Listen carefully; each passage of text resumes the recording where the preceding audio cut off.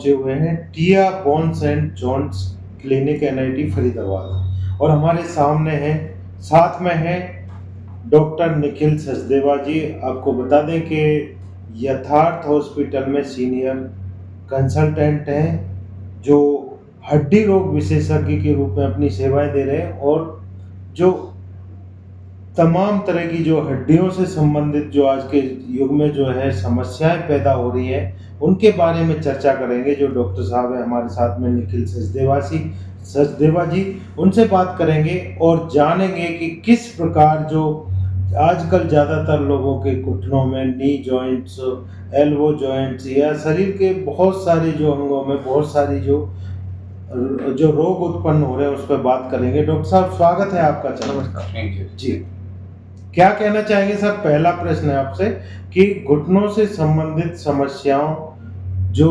उत्पन्न हो रही है या दर्द है, क्या क्या दर्द है, क्या क्या उसका समाधान है?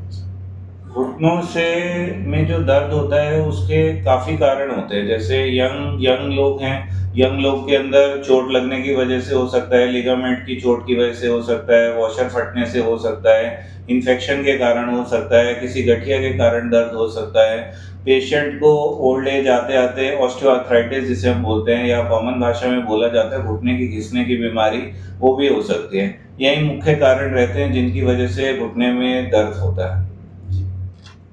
तो डॉक्टर साहब, ये घुटने घिस जाते हैं, अक्सर देखा जाता है जो समस्याएं जो बिल्कुल लोग, काफी जो लोग हैं वो चलने फिरने लायक नहीं रहते हैं और ये लगा लीजिए कि वो बेड पे ही पड़े रहते हैं। तो क्या सर इसका समाधान कोई है प्रॉपर? हाँ, बिल्कुल समाधान है। घुटने को अगर हम टाइमली देखें, टाइमली चेक कराएं तो इस समस्या को कुछ समय तक तो टाला जा सकता है।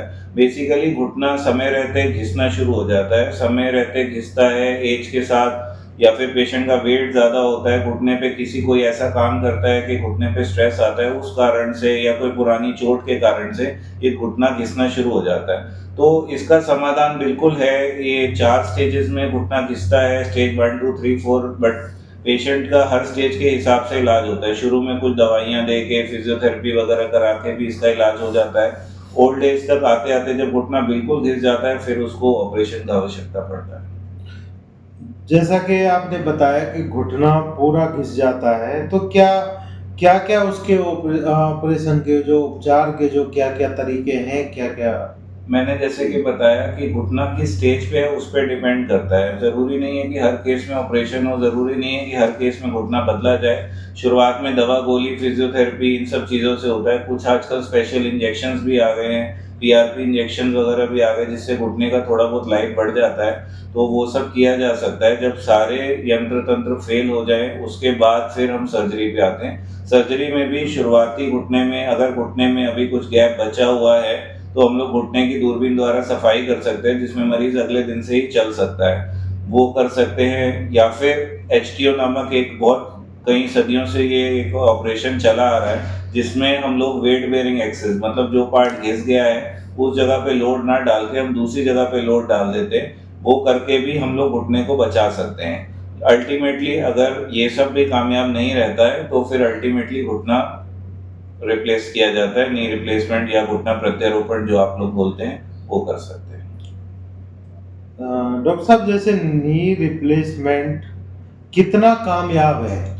नी रिप्लेसमेंट आज के दौर में बिल्कुल कामयाब है और पूरा कामयाब है। आजकल बहुत लेटेस्ट टेक्निक्स आ गई हैं, लेटेस्ट जिग्स हैं, इम्प्लांट बहुत अच्छे हो गए हैं, रोबोट आ गया है, तो बहुत सारी चीज़ें हैं। तो नी रिप्लेसमेंट आज के टाइम में बहुत सेफ सर्जरी है। नेक्स्ट डे से ही मरीज उसमें चलना शुरू कर देते हैं, कोई दिक्कत परेशानी नहीं होती है। डॉक्टर साहब, जैसे कि रोबोटिक नी रिप्लेसमेंट के फायदे क्या हैं?